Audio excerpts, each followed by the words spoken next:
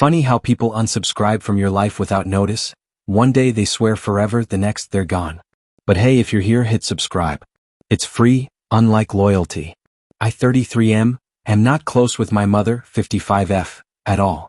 She divorced my dad 60 when I was 7 and almost immediately married my stepfather, Mark. Despite everything, I was close to Mark.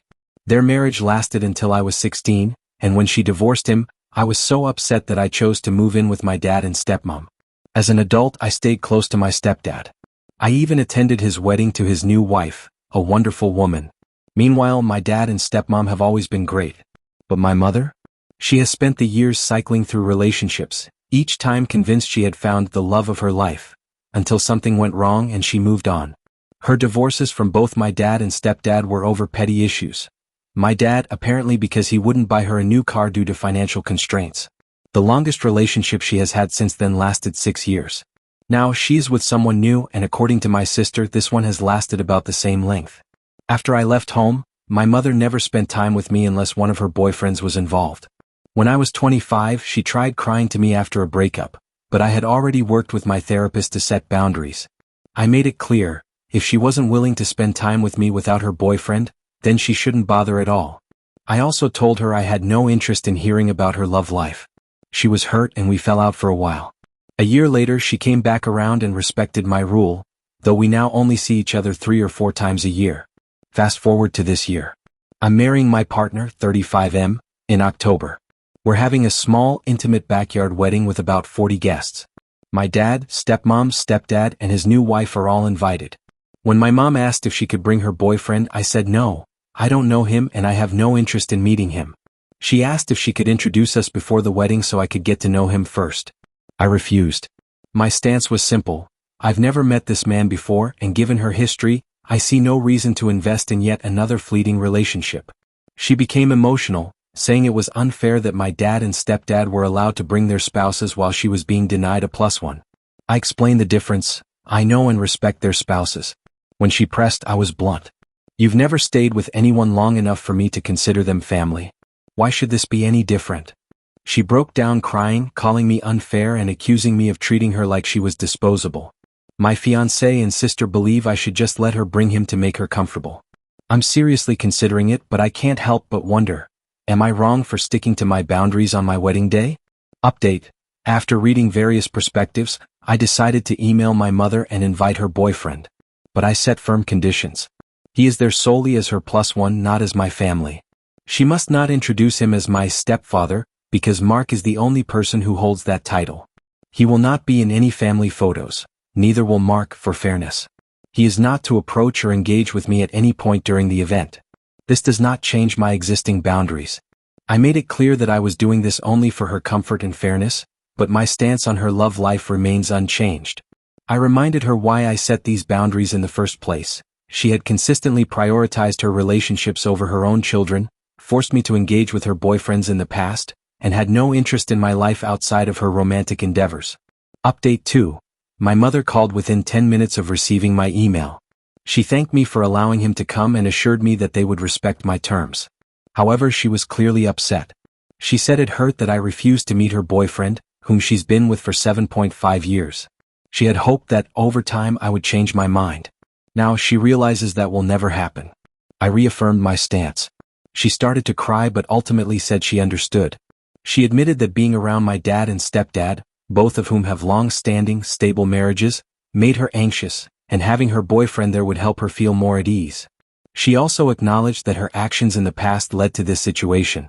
I could sense the beginnings of a guilt trip, so I politely ended the call. Final verdict, not the villain. Additional reflection. After processing this situation further, I've come to terms with why I feel the way I do about my mother. Dealing with her is exhausting. The truth is, she's a gold digger, not my dad's words, not my stepdad's words, but my own conclusion. She has openly stated that she'd still be married if they had simply given her what she wanted. She has also tried to cause conflict with my stepmom because she knows my brother and I prefer her. And it's true, I'm closer to my stepmom because she actually listens, cares, and doesn't make everything about herself. So while I've allowed my mother's boyfriend to attend, my boundaries remain firm. Some wounds don't heal and I won't pretend otherwise. My mother suffers from what I can only describe as main character syndrome. If she isn't the center of attention, she gets drunk. And that brings me to my next point. My mother is an alcoholic. 8 years ago, she was arrested for a DUI after crashing into another car. Thank God no one was hurt, but since then she no longer drives. She now lives an hour away in the city, relying on public transportation. But her drinking never stopped. At her worst, she was drinking 3 bottles of wine a day.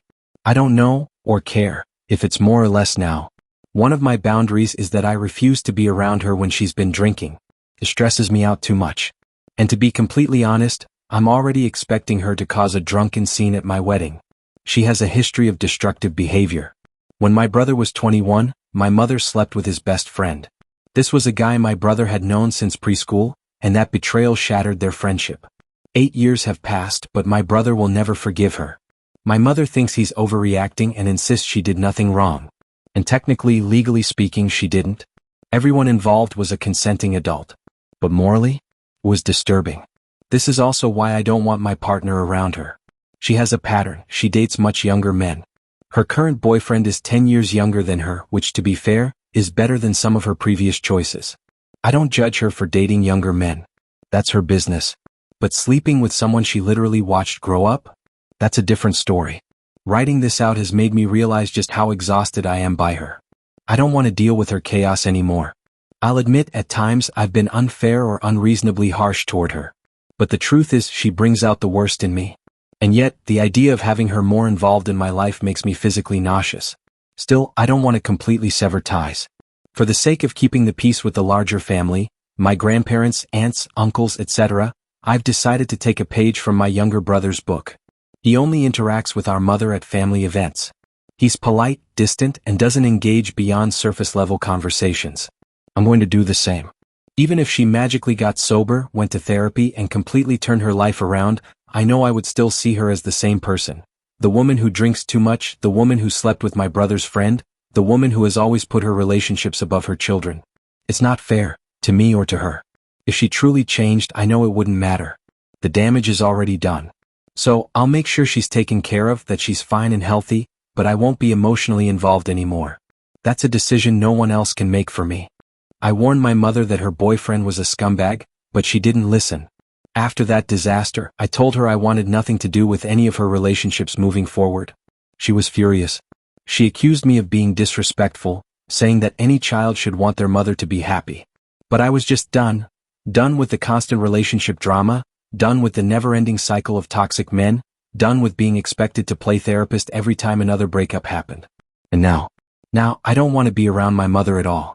A difficult decision, cutting ties but not completely.